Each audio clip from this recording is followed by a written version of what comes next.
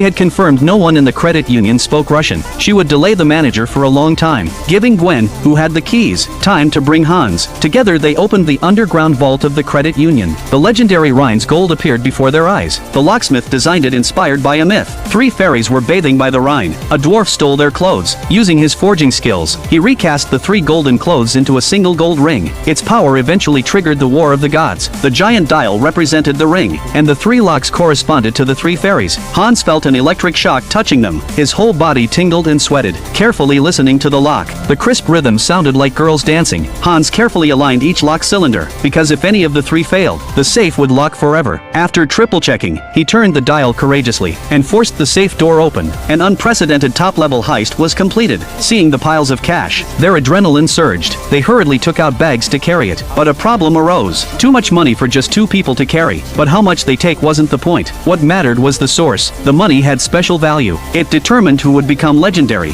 Hans immediately understood. As they were taking it, Brad distracted the manager at the front desk, while Gwen escorted Hans back to the restroom. Hans just had to walk out calmly. Gwen, of course, remained inconspicuous, coming out of the original safe.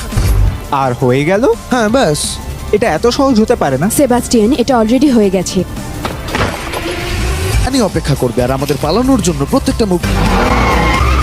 Hans was shaken. He couldn't believe he pulled it off. By the time police noticed them, Hans and the crew had disappeared, and compared to worrying about a bank theft, the massive zombie outbreak was more urgent. He quickly dismissed his team's objections, and told them to watch the legendary old man, because his work created 3 epic safes in the world. Now the first was opened. Did that mean the other 2 safes would also be targeted by criminals? He immediately focused on Gwen and Brad's photos. Records showed they committed 5 bank heists in 4 years, and timed them during a zombie outbreak. Predicting authorities would be distracted. If police could prepare before their next move, they could capture them all. That night, the crew pressed their advantage, planning the second heist. This time they went to Bugra. The bank was obviously bigger, meaning higher security, and more difficult operations.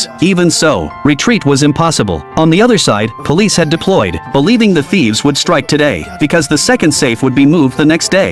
This was the perfect time, but to rookie Hans, this operation seemed nearly impossible. He doubted they could succeed under hell-level security. In fact, Brad thought Hans had only a 5% chance to survive. Encouraged by Gwen, Hans had to go through with it. He carried a safe into the bank, presented forged ID to security. As the safe approached the scanner, he quickly messaged Karina to report progress. The hacker girl hacked the system at the right moment, changing Hans's identity to bank staff. Avoiding suspicion, Hans breathed a sigh of relief. He managed to infiltrate under tight security. The hacker guided him to the left door. He swiped the fake ID and entered, then took the elevator upstairs. Next, he headed to another left side door. The hacker swapped the surveillance feed, but staff noticed.